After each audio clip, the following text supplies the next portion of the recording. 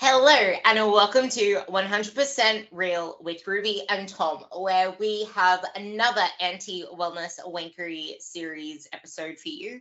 And today is on probably the most important topic in terms of nutrition, in terms of building your dream body, in terms of keeping your results, not getting the weight back, not feeling like an absolute lunatic that's on the back of a motorcycle going 100 miles an hour.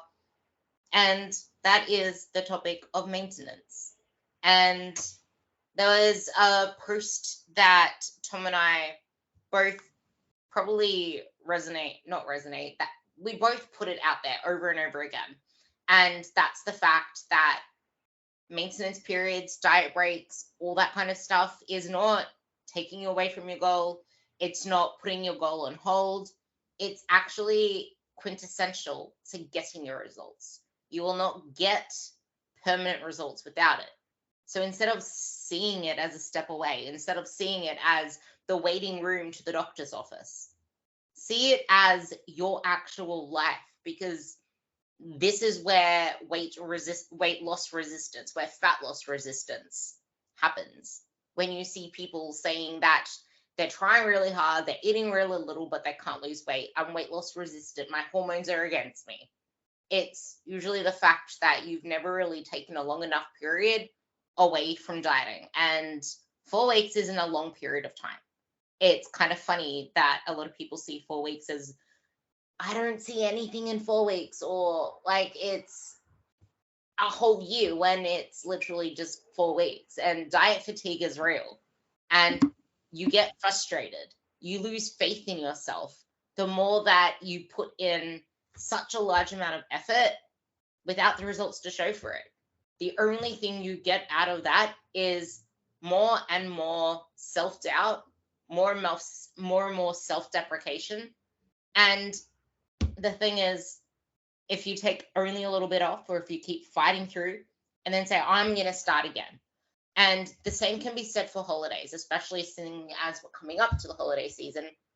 If you're trying to diet through the holidays, if you're trying to push harder and harder through the holidays, but you're not actually dieting physically, just mentally, and then here comes a fresh start at the end of the holiday season, you're never going to be able to get results after that, because you've just fatigued the shit out of yourself in diet purgatory, putting in all this effort, losing out on all the joys of life, whatever the hell, but getting nowhere physically. And this is exactly why patience is such a valuable resource, why maintenance periods need to be seen as more than just a blip in time or some phase you have to do. No, it's not something you have to do. You choose to do fat loss. You don't get a choice to live in maintenance. Maintenance is life. Why do we have this need? Actually, I'm going to pose this question to you, along with something that I think you'll really enjoy. Why do we feel a need to always be chasing some arbitrary outcome? Like, granted, we get dopamine in the pursuit, even though most of us think that getting that next thing is going to make us immediately like a millionaire in terms of our feelings and happiness and confidence, when it never really does, because you didn't become in the process. And this is just a huge monologue now, so I'm gonna let you have your little spiel on this as well. But the thing that I'm gonna pose to you guys listening to this is, do you truly question your beliefs? Because we question our beliefs, accept the things that we believe like we just believe them so much to be true. We don't question those because they're true, right? There's something to think about. I'll pass it over to you. Yeah, I really like the question of why do we always have these arbitrary goals? And I think a big part of it is just a huge miscommunication, or there's probably a lack of understanding by the people who are educating most fitness professionals.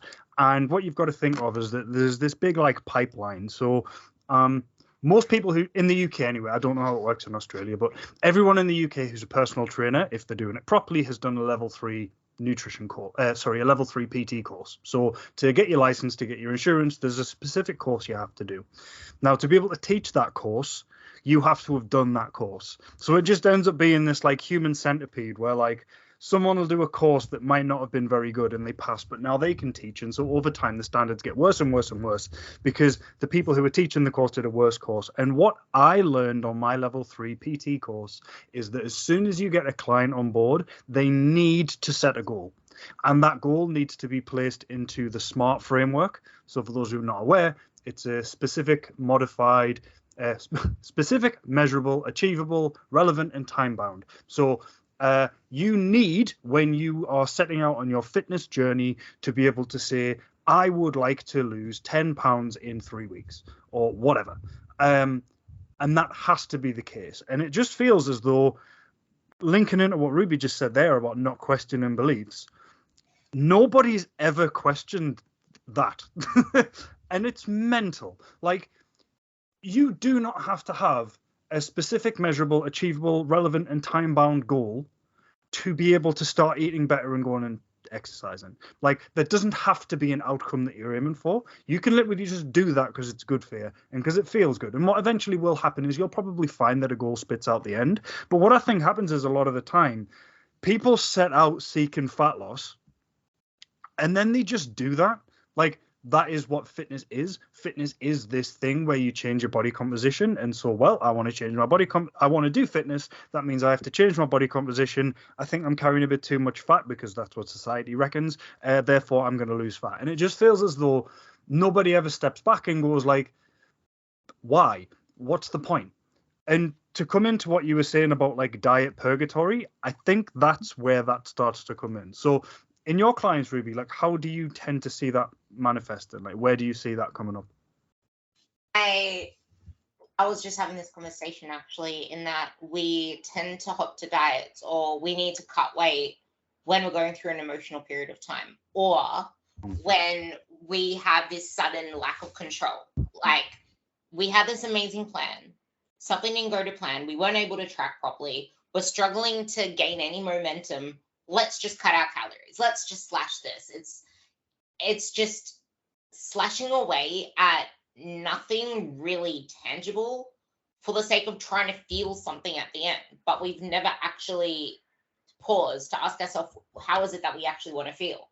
Because trying to diet over and over again, trying to chase this feeling you think you're going to get at the end of a diet or at the end of whatever pursuit you're like onboarding, is not going to come just because you're losing body fat. You don't just change your feelings from that. If anything, you're going to spiral more out of control, because imparting more control onto something that has no grip, where are you grabbing? You're just inflicting more insult to the wound. And on top of that, the more that you try to control something, the less control you end up having and the more chaos that ensues.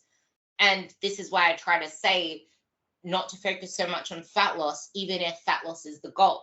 And that's because the more that you focus on fat loss, the more that you have these like limiting beliefs, self-doubt, impatience, the more that you're not actually focusing on the things that matter the most for a long-term outcome, which is, I want to get stronger. I want to feel better, which is something that Tom said, which completely stood out to me, which is, why not just do these things because we feel good? You're okay, you want to lose body fat. But what is it that actually leads to you losing body fat?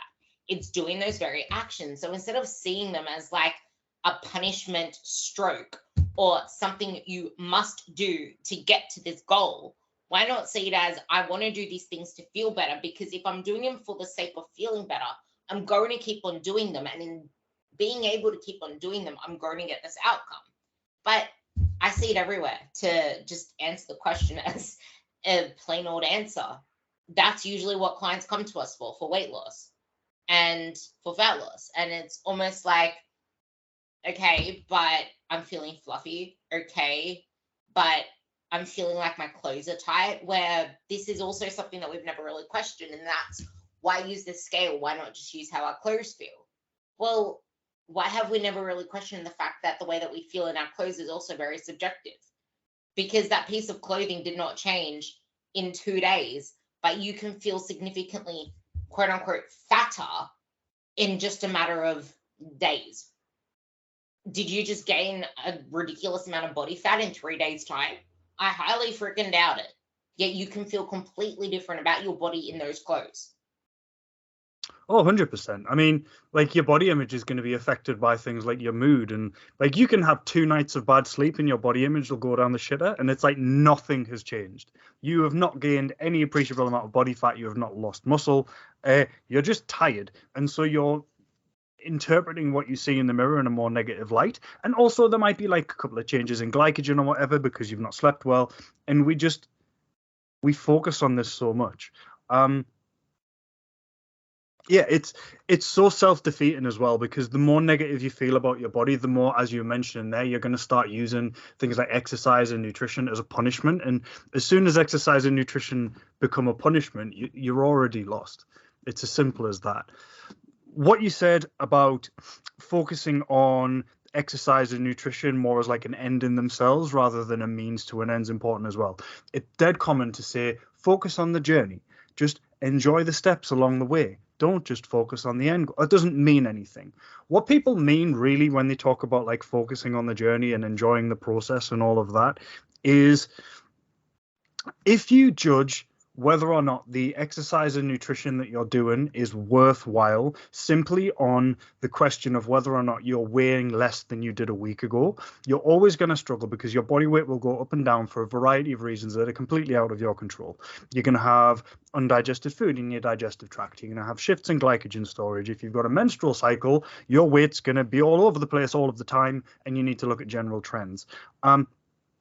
And if your mood and if your understanding of whether or not the thing that you're doing is worthwhile is affected so significantly by weight, it's telling you that you're focusing so much on that it's going to lead to a negative outcome anyway. Because as soon as you start to get sick of seeing those numbers not doing what you want, you're going to give up on your nutrition, you're going to give up on your training, and you're going to feel worse. If you can focus on eating in a way that makes you feel good, you're not hungry all the time, you've got decent energy, and exercising in a way that makes you feel like you're starting to accomplish things and your body is able to do things that it couldn't do before, you'll lose fat along the way, but it's also just more fun. And on a week-to-week basis, you can feel that the things that you're doing are worthwhile, regardless of what the scale's doing, and it'll just kind of move all by itself. It's kind of funny because when I have this vivid memory, only like you have those memories that you just have that just stand out and you just remember it every single time you do anything that's particularly related to it.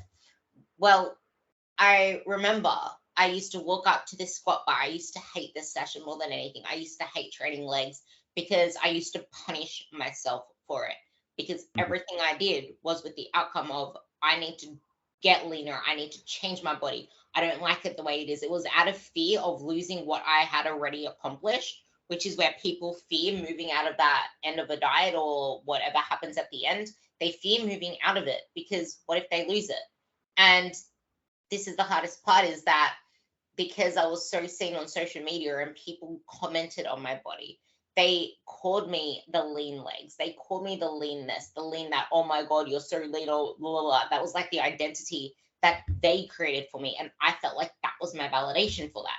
But then relate this to other people.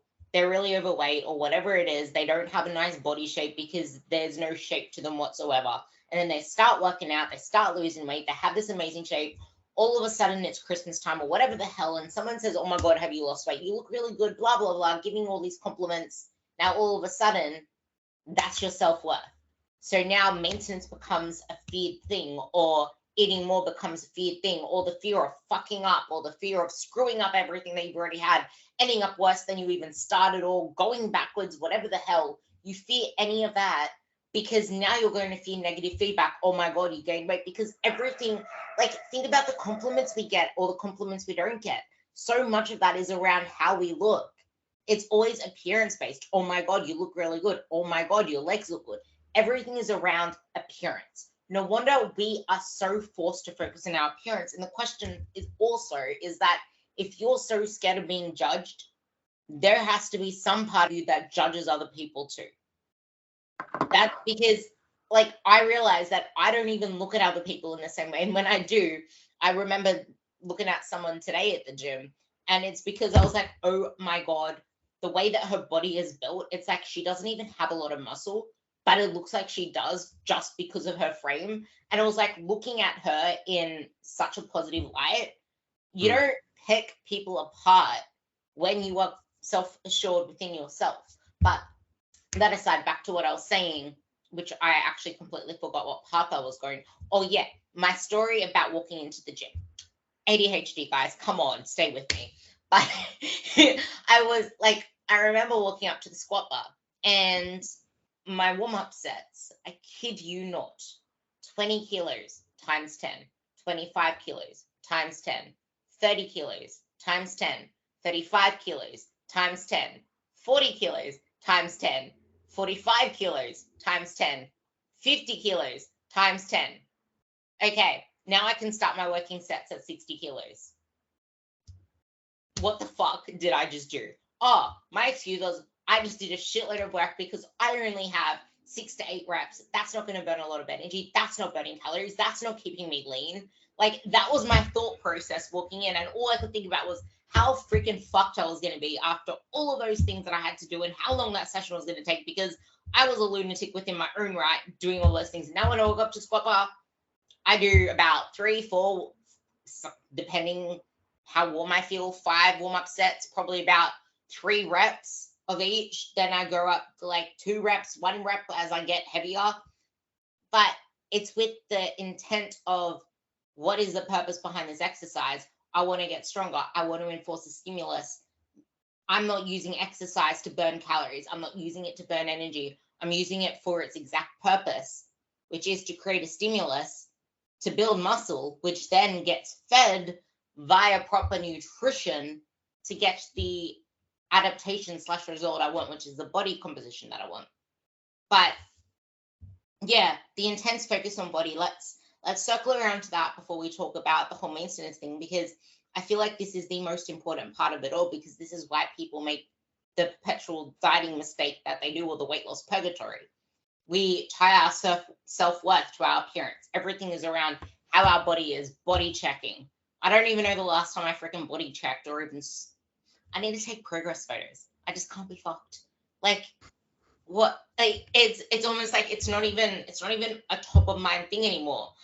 But so many people tie their self-worth to their physical appearance, which leads to low self-esteem, perpetual body dissatisfaction, which is emotionally taxing, physically taxing, emotionally taxing, which I already said, but think about what's attached to the emotional side, how you interact in relationships, how you interact in your day-to-day life, because our emotions impact so much, which then can lead to a negative spiral of food.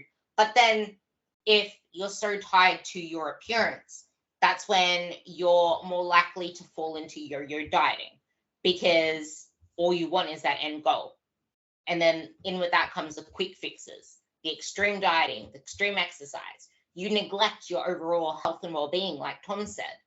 And is that comparison, is that competition with yourself, with your old self, with whatever, everyone online, is that honestly bringing you any joy? Like, where is the fun in this? I have a quote, which I'm going to leave you with now.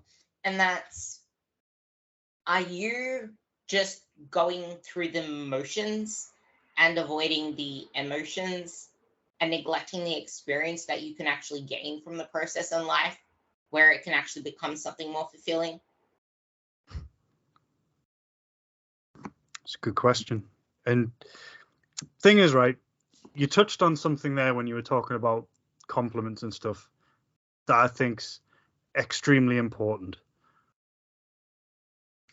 Thing is, right, people always roll their eyes at me when I say this, but the fitness industry needs to address the weight stigma and internalized fat phobia that is experienced by essentially everyone that's involved in this whole thing. Now, when people talk about weight stigma, their thought immediately goes to people with obesity. But the problem you've got is that weight stigma is not just something that affects people with obesity. It's something that affects the person who experiences weight stigma when they look at someone with obesity. Because here's a question, right?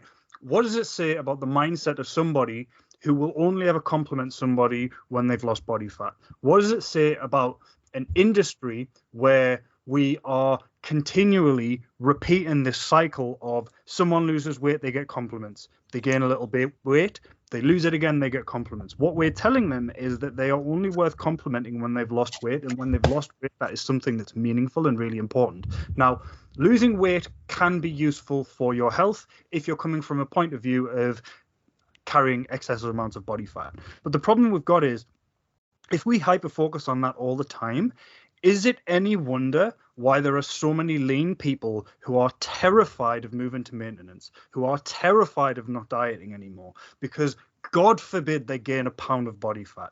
God forbid they are down to 130 pounds and they wake up in 6 months' time and they're 132. Wouldn't that just be so terrible? And we wonder where this comes from. And in the same breath, we will dismiss the idea that we need to, within our industry, have a conversation about the way that we view body fat and the way that we view people that carry it.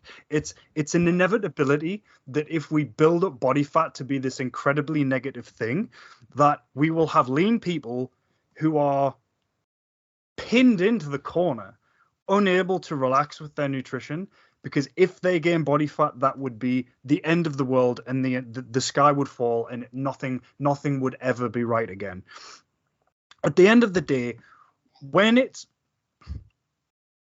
and I've said this a bunch of times before, and other people have as well, this isn't like a novel idea, but losing fat on its own will not improve your body image in the way that you want it to. It can contribute 100%, but if you are someone who's carrying a little bit excess body fat and you have very strong negative feelings about your body image, losing that body fat will only help you if during that time you lose the fear of gaining that body fat back. Because if you don't, all you're going to be is quite confident in your body and fucking terrified that you're going to lose it. And I would argue that that's not really that much of a better position to be in. Certainly, you can feel a little bit better right now, but what happens when you're 5, 10, 15, 20 years older? What happens when you get injured and you can't train? What happens when you go on holiday for a little while and you gain a bit of body fat? What happens when it's Christmas and you want to relax? If your entire body image is tied to the fact that you've got lower body fat and your entire identity as a confident person hinges on the fact that you're quite lean, you're fucked. It's as simple as that. You are fucked. And we in this industry are terrified of talking about it. And if you ever raise this in a group of people who are fitness people, some of them will laugh at you, some will call you an SJW, and it's just the person who is sat on Instagram editing their pictures to make themselves look leaner doesn't have any better body image than the person who's 40 pounds overweight that they're criticizing. It's as simple as that. I was actually going to question you at the start of all about, but do you even relate to that lean person who's scared to put on a pound? Do you relate, like, can you relate to that really lean person that's scared to put on even a pound? I used to 100%. I think almost anybody who's in this industry will do. I mean, it's a fairly well-known fact that the most fat-phobic people are people who used to carry excess body fat because they're fucking terrified of gaining it back. And that's a lot of people in this industry. A lot of people in this industry are people who used to carry a bit of excess fat and then they lost weight and they want to share that journey with other people. Like, that's 90% of people. And they're back on. I love the way you said that. So that just framed the next part I was going to say, which is there are a lot of people that can say to you and me, it's easy for you to say. That's what I wanted to frame. But that's the thing as well. Like, I literally just said I was lean as fuck and I was still scared. Actually, you know what? I didn't even see myself as lean, and I was lean and I never saw it. I was actually like, I was still picking myself apart. It's like the leaner I was, the more I was picking myself apart about how imperfect I was and how many things I had to change. And in all of this, I wasn't even enjoying my life because my life revolved around thinking about all the different things that I wanted to change about my body. Like, do you really want to live that way? No, of course you don't. I mean, like, people probably don't say that to me because I don't have like the typical fitness person physique. Like, I ain't got a six pack. Like, I've got love handles. I don't give a shit. Like, at the end of the day, like, to me, what's important is I train because I enjoy it.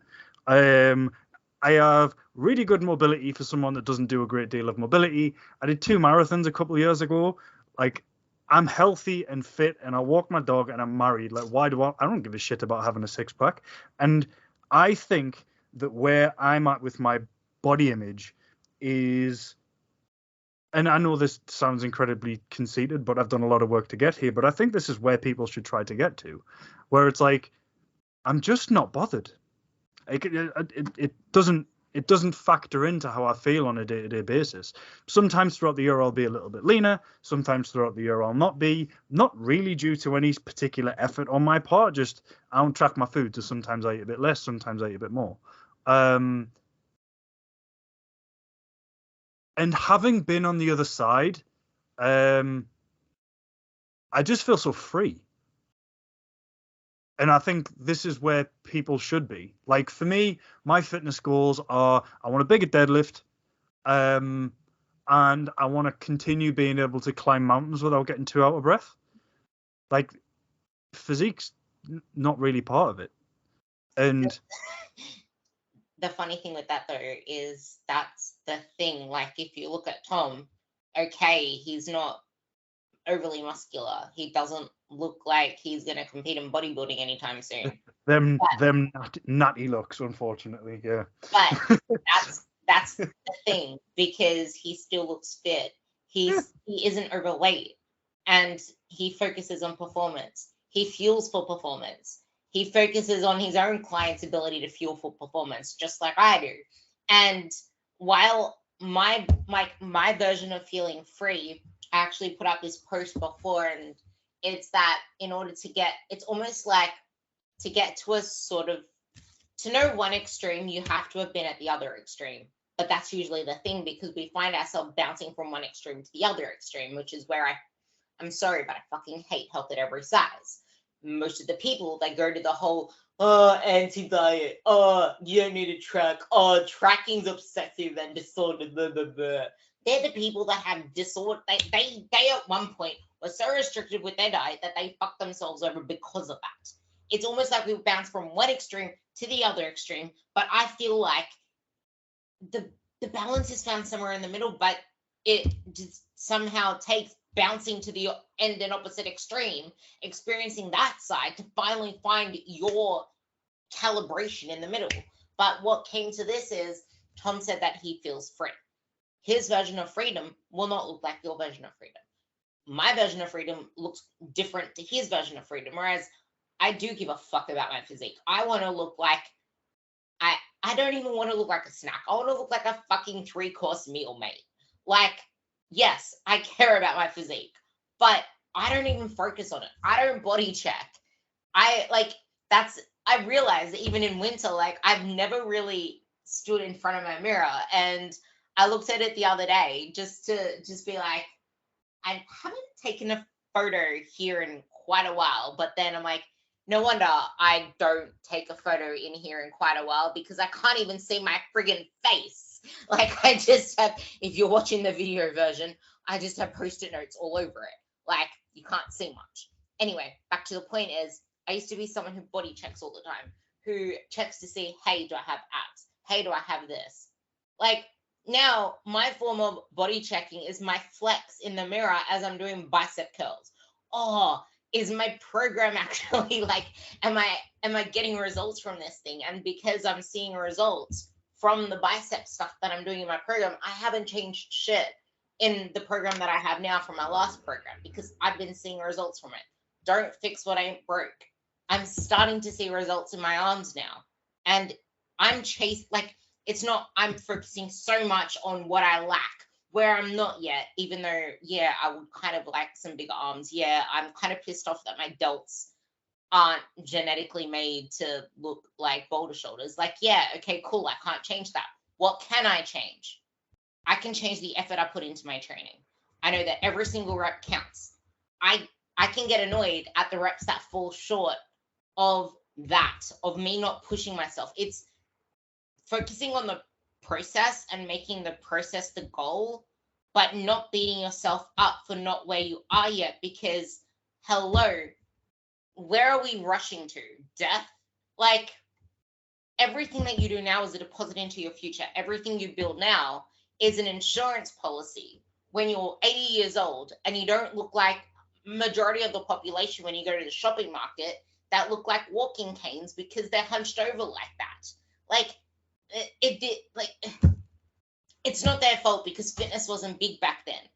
And this is why it is such a privilege to be able to use the facilities that we have access to be able to use the knowledge that we have access to, the coaches that are now out, that you can actually invest in yourself with the proper plan to stop spinning your wheels so that 5 years down the road, you're not wishing that you actually put time into building your muscle, because no, you are not building muscle and losing fat at the same time. You're spinning your wheels and putting yourself into a further diet purgatory. Friggin' just build the muscle. If you have a lot of fat to lose, cool. Lose the fat first, but still trying to build muscle. You don't just not build muscle because you're trying to lose fat. It's just the focus needs to be on losing fat. Except, like I just said, the focus isn't really on losing fat. It's on knowing what it takes. Like, you know that the first step is lose fat. So your diet needs to be focused on losing fat. But as I just said, you train to build muscle. That's where the focus goes. Yeah. Train for the performance, fuel for the performance, but know that every single action step you do is going to lead to the fat loss. But you're still training for performance. If you can then get to that position where now you're ready to focus your nutritional intake on performance, you don't have to redo all the steps or try to learn how to shift focus, because that's where your focus has been all along. Take the podium. 100%. Like, look, fat loss is basically a passive process. All you need to do is eat fewer calories than maintenance for a bit, and fat loss will happen. And the problem is that that's really boring.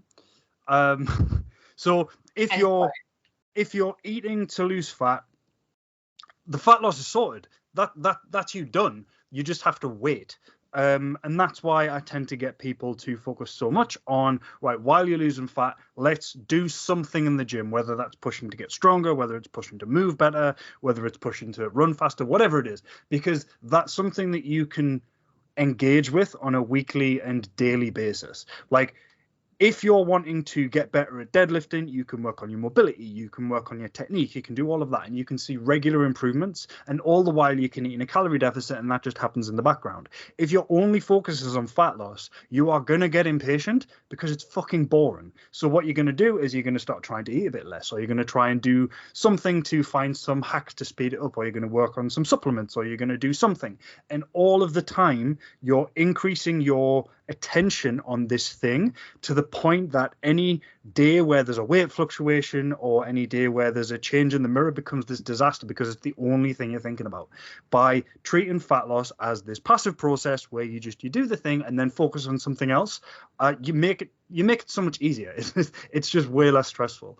And to come back to the maintenance side of things, because you mentioned diet purgatory there, something that I talk about in my coaching, and you mentioned it as well, is diet fatigue. Now, I don't know if diet fatigue is a real thing. I don't think I've seen that term in the literature, but all I mean by it is, if you've been trying... Lyle McDonald says it, so it's a thing. Oh, if Lyle says it, it's definitely a thing. Diet fatigue is just the thing where you've been dieting for a really long time, and you start to find that your progress is dropping off. So you haven't lost fat in a few weeks, things haven't really changed. And the reason for that is nothing magical. It's just that you've been doing it for ages and you're probably eating a bit more food. And the problem you've got is, if you're trying to diet, once you hit that point, what you're going to do is you're going to spend most of your time in a calorie deficit. You're going to be hungry, you're going to be low on energy, and then you're going to have these periods where you overeat, whether it's in the evening or at weekends or on certain days or whatever. And so what happens is you get all of the negatives of dieting because you're dieting most of the time, and you don't get the benefits of fat loss because you're screwing it up by simply being fatigued with the whole process and doing things that are not in line with that goal. So just maintain on purpose. Just spend 2 to 8 weeks where you're eating at maintenance, eating a little better, spending more time focusing on performance, and then at a certain point you're going to think, do you know what, I'm ready to start dieting again. And then you can diet again and it'll just work, rather than continually beating your head against the wall and feeling more and more guilty and feeling more and more useless and settling more and more into learned helplessness where you don't think that success is even possible. Just like draw a line under it, do something else for a while, and then come back to it. I mean, this is a really, really common concept in training. So if you're going to the gym and you're continually training really, really hard on your program, and you start to notice that you're feeling more tired and you're not progressing as much as possible, the solution is not to train more, it's to deload. And the exact same thing happens with nutrition. If you're dieting for ages and over time you're getting more and more hungry and progress is stalling because you're eating a bit more than you really need to diet here and there, rather than just trying to diet harder, just take a deload or a diet break and just eat at maintenance for a while until you feel better again. Then you can diet again. The problem with that, though, is that that sounds too nice and people are impatient. And the reason they're impatient comes back to the fat phobia that we talked about before. If you experience fat as this horrible thing that needs to be gone now, you will get impatient and it'll cause you to fuck it up. So while you're losing fat, work on why that's such a big deal to you, work on other things that will improve your body image, like your training performance, and all of these things kind of coalesce into this situation where you can just be chill about it. And when you're chill about it, it works way better. So I guess with all that said, I'm going to sum it up with some really important things and some practical takeaways. One of the important things to note, though, is that a fear, aside from gaining fat, is the loss of control. Because when you have a set goal, you work really hard for it. You're very on point with everything you need to do to make sure that you get to that end goal, because you can do anything hard for a short period of time. Once that goal is removed, once that end date is removed, a lot of women fear a loss of control. They fear losing control of their eating habits, of getting too lax. And I see this over and over again because, exactly like Tom and I have been saying the whole last half an hour, is that you have only ever focused on weight loss. You have only ever cared about what you eat for the sake of losing fat. You've only ever tracked for the sake of losing fat. You've only ever thought that you need a coach for weight loss. You've never considered using a coach to prime you for weight loss, because you need a primer phase before you do a weight loss phase. And you've never actually done a maintenance phase or a diet break or a building phase properly with a coach. So of course you're going to lose sense of control. And also people approach maintenance phases the wrong way. You don't just add food back in when you finish dieting, because your leptin levels stay low and your ghrelin levels come up through the roof. What that means is your hunger increases exponentially at I don't even know what the word is, at a different rate. There's a word for it. At a different rate to the leptin. The leptin stays suppressed, meaning you're not going to get the fullness signals. You're not going to feel satisfied. You're just going to feel hungrier, even if you're eating more food. So now, if you add in all the foods that you cut out of your stupid keto fuckery, whatever it is you did anyway, it's just the first thing that came to mind because I had a conversation about frigging keto this morning. But whatever diet you did, if you add back the Tim Tams, the Oreos, whatever the hell, you're going to end up 10 kilos overweight, whatever the hell, because you're not going to be able to stop yourself from that, because the cravings are still going to be there. You need to just eat more of what you're already eating, and don't reverse diet, because that will also lead to you gaining all the weight back as well. If you reverse diet in like 50 calorie increments, think about the fact that I just said your hunger is going to be through the roof, your satiety hormones are going to be down, you're going to end up picking up your energy expenditure, because now you're starting to fuel yourself more. Now you're actually focusing on fueling yourself more. So that in itself is a placebo effect to do more things. You're going to dig a hole. Just bring your calories up to your new maintenance and eat more of the same food so that you don't end up in a hole. To tie this up with a bow, what advice would you say in a podium speech or an whatever, what are they called? A radio show speech, an introduction, elevator pitch. In an elevator pitch, what advice would you give to women who fear taking a diet break because they fear it might lead to this loss of control or weight gain? I think the framing of going into maintenance as a loss of control is really important, because what that tells me is that if you view not being in a fat loss phase as losing control, what it tells me is that you're eating for fat loss in a way that makes you feel like shit, and you're having to control all of these urges. And that tells me again that you're focusing on the outcome, the fat loss, rather than the process, the way that what you're doing right now is making you feeling. If you're exercising in a way that you enjoy and you're eating plenty of whole foods in a moderate deficit that's sustainable, that shouldn't feel like control. It should just feel like doing something that makes you feel really good. And the second that it starts to feel like control, restriction, not allowed certain things, not allowed to do what you want to do, then moving away from that will feel like a lose of control because your grip on it is so tenuous to begin with. So if you're in that spot, rather than continuing to maintain your control, which is like holding on to a handful of water, start to reframe the way that you're thinking about the diet in like from the get-go, from the ground up. Review the way that you're approaching this. You're not controlling your food in a way to drop fat as quickly as possible. You're eating in a way that makes you feel better. And if you're eating in a way that makes you feel better, that's not a thing that you have to control. That's something that you'll want to do by itself. And so moving to maintenance is just a continuation of eating in a way that makes you feel good, because what you were doing before wasn't make you feel good. So of course, well, I'm going to move to maintenance because it'll make me feel good. Right? Okay, I've been at maintenance for a while. I'm ready to lose fat. I'm going to eat in a way that makes me feel good again. Like it sounds so simple and it sounds like wordplay, but the difference that it makes is enormous. And anyone who's trying to lose fat, I would always encourage to look at the way you're framing what you're doing first and foremost, because if you're struggling with adherence, that's probably the foundation of where you're going wrong. I love that. And with that, that brings our maintenance episode to an end. If you enjoyed this, if you have anything else that you want us to talk about, shoot us a message and we will cover it.